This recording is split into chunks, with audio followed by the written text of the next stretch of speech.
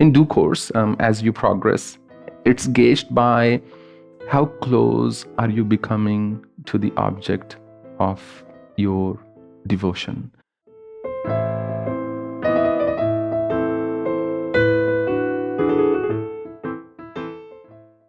Her question is, it is said that God, Guru, and self are one. What is meant by that?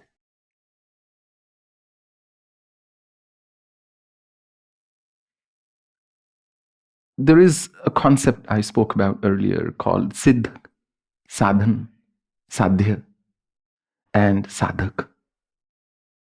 Sadhak is somebody who is aspiring to be the sadhya, the object of his or her devotion. And then you have Siddha, the guidance that we seek. So when you travel from point A to point B, you need a vehicle. But if the vehicle traveled on its own and you're not in it, what will that even mean? Nothing to you. So self is the person, is the entity that's traveling in the vehicle, and Guru is the vehicle. And when you get to a destination, you are there to meet God and experience God throughout your journey. So they play different roles, but eventually they are the same aspect of your existence.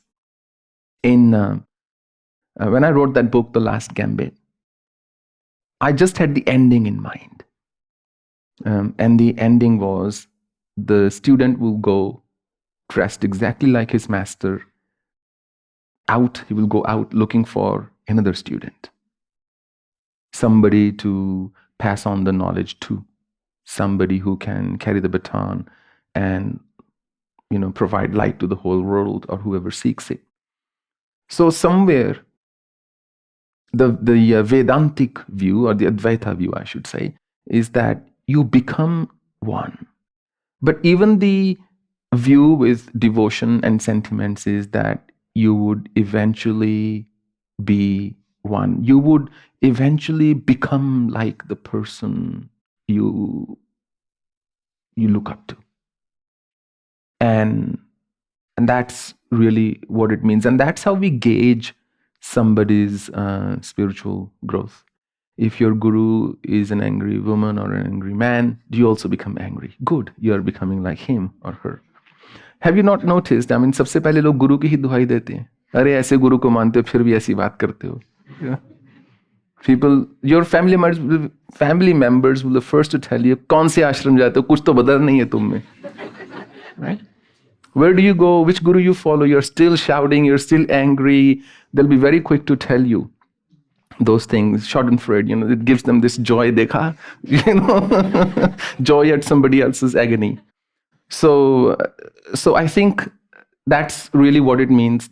Eventually, your spiritual progress, or not eventually, in due course, as you progress, it's gauged by how close are you becoming to the object of your devotion. Siya Ram Maya Sab Jag Jani, Karhu Pranam Jori Jug Pani.